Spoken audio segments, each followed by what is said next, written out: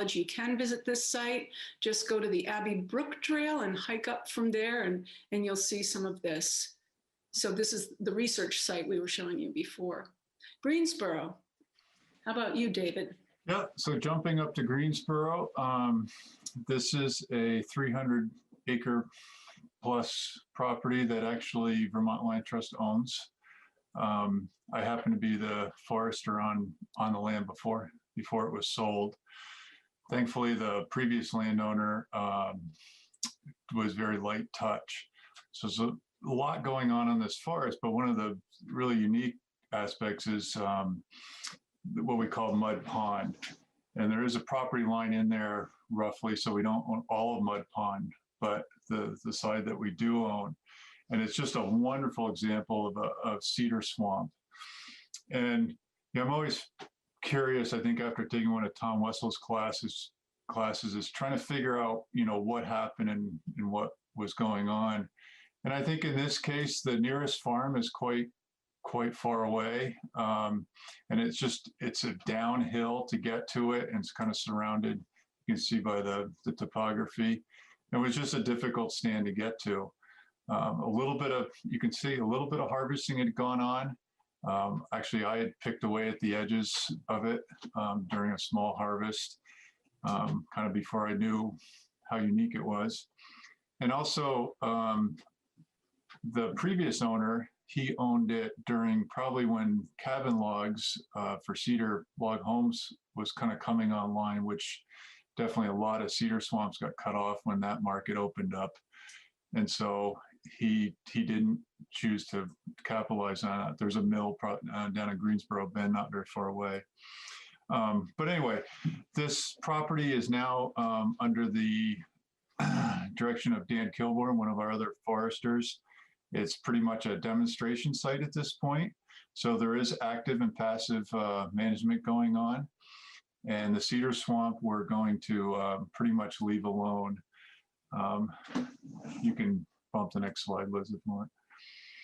I think some of the unique dynamic I find on this one is, this is a deer yard, an active deer yard. And so the question is, how do you keep a stand going when you have deer coming through and eating all the regeneration? And so it's just the last couple of years we've started to see some come up, and it's again lots of questions for me. Is that milder winters? Is that happening and some of this can get up, or is it just we had a lot of snow and they couldn't find them? So this will be a fun one to watch. This one in particular has a lot of dead and down. It's got very thick woods, very high stocking, and it'd be really fun to probably age some of these at some point. So then bumping up from the cedar, we also have some really kind of unique hardwood areas too. And yeah, actually a couple more slides there. More slides, the cedar. Yeah, sorry. There's the Neckara moss that I talked about a little bit earlier. Kind of neat. And there's the video that you were in. The famous coarse woody material.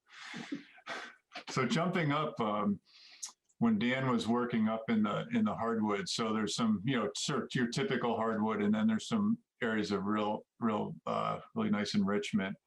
There's an area that probably gotten passed over for whatever reason, and so under current use you can set aside a little bit, and so that's an area that he set aside that we're going to watch. It'd be a nice comparison site for other stuff going on, but it has some beautiful big old trees. Now, of course, we've cut a lot of the nice big trees, so a lot of these big old ones have defect or whatever, and that's why they were left. What do you suppose is in that cavity, David? Yeah, you see, I wasn't sticking my head too far in there. A lot of porcupine up in there, a little bit of raccoon moving in now, but, and then let's see. So go back to our. I think we're back to Richford, right? Up there. Richford. Yeah, so let's jump up by the Canadian border. This, kind of talking about this mostly because this is part of the old Atlas land. So real quick, that was a very large ownership across the state. They had multiple sawmills, and they're basically a veneer mill. Actually went after big spruce, big beech, big yellow birch, and into the maple a little bit. This is on the spine of the Green Mountains, so it's a lot of steep land also. But I guess my point is, across some of these ownerships, and I found it even on smaller ones, you'll have these areas that were difficult to get to, that didn't get cut, and you'll find some big trees.